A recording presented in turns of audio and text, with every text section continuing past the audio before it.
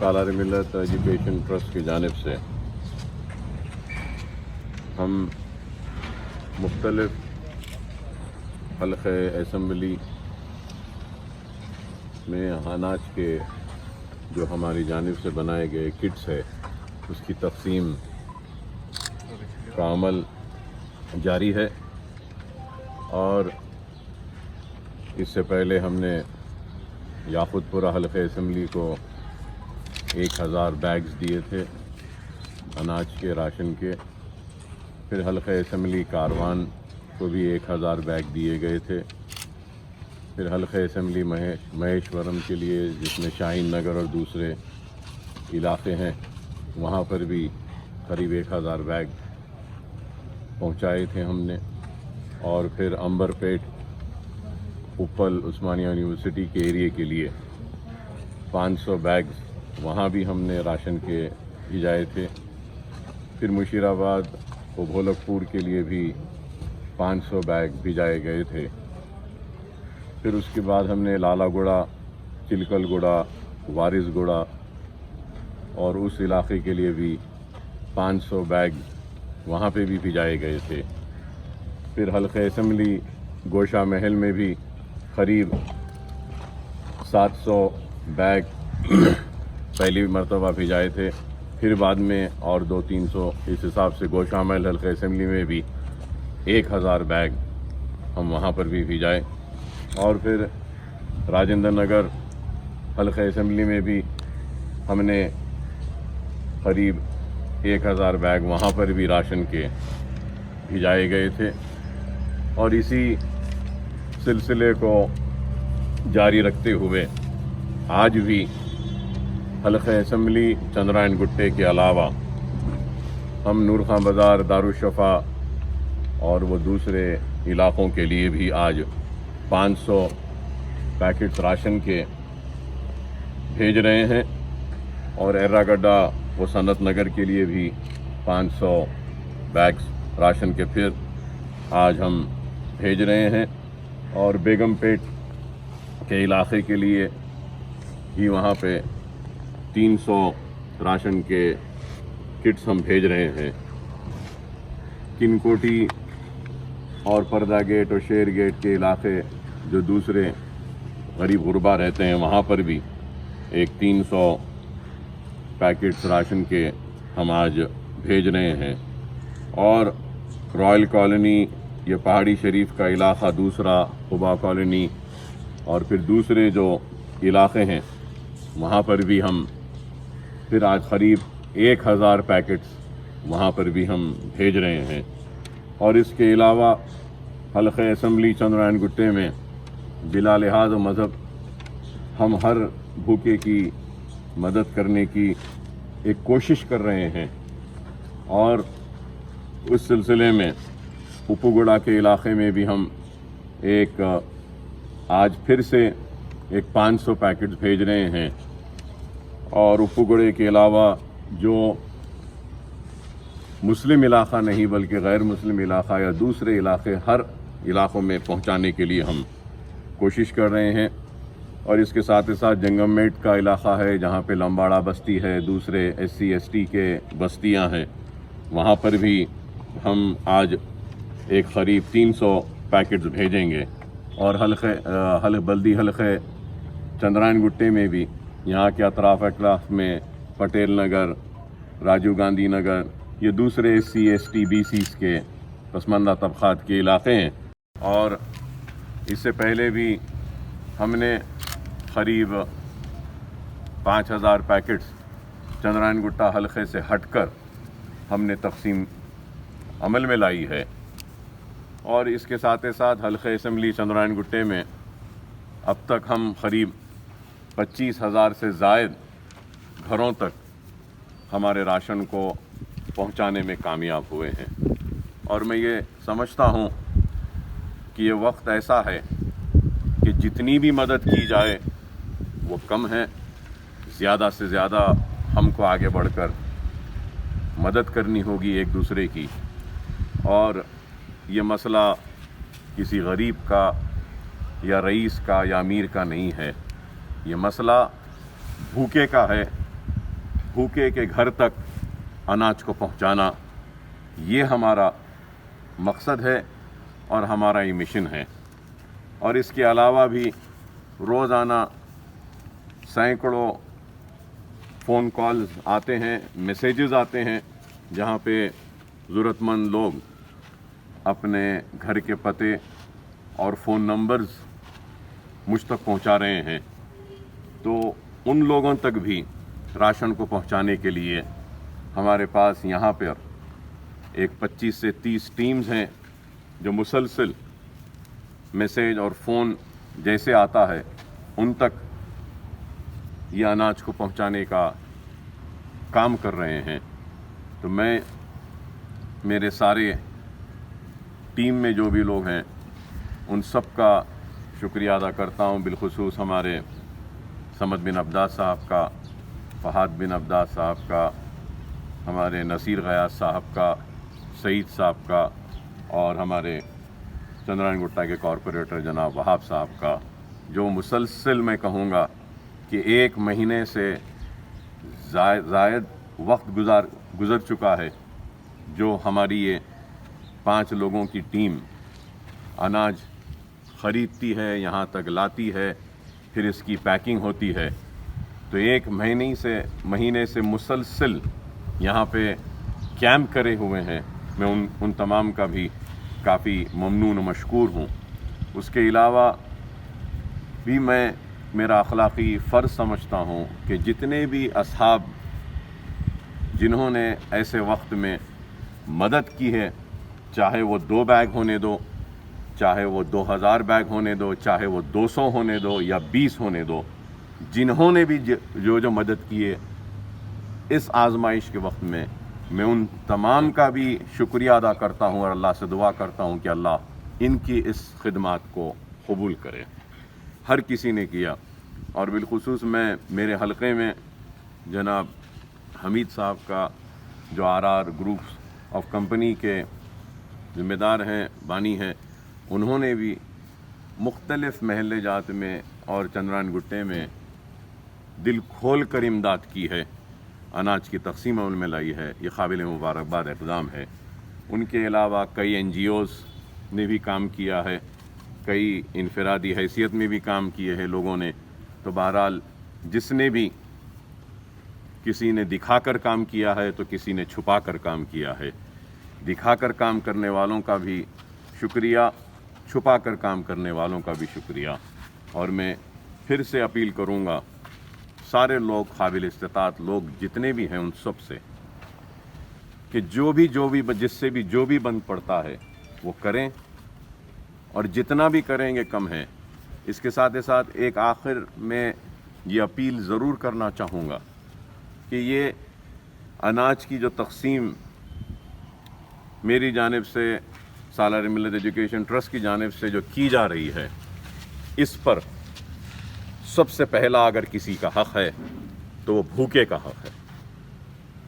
और जिसके पास अनाज है, अगर वो ये कहता है कि मेरे पास नहीं है, तो मैं ये समझूंगा कि अनाज रख कर नहीं है कहने वाला एक भूखे का हक़ छीन रहा है। तो मेरी अदबन दरख्वास्त है, गुजारिश है उन लोगों से जिनके पास अनाज है, वो बराए मेहरबानी ये अनाज को न लें और लौटा दें ये कहते हुए कि हमारे पास अनाज है, आप दूसरों को दीजिए। क्योंकि हमारे शहर में कई ऐसे इज़्ज़तदार लोग हैं जो ख़तारों में नहीं खड़े हो सकते, जो मांग नहीं सकते, जो फिर कर अनाज जमा नहीं कर सकते, अपनी इज़्ज़त के खातिर वो शर्मिंदा हो जाते हैं, परेशान हैं।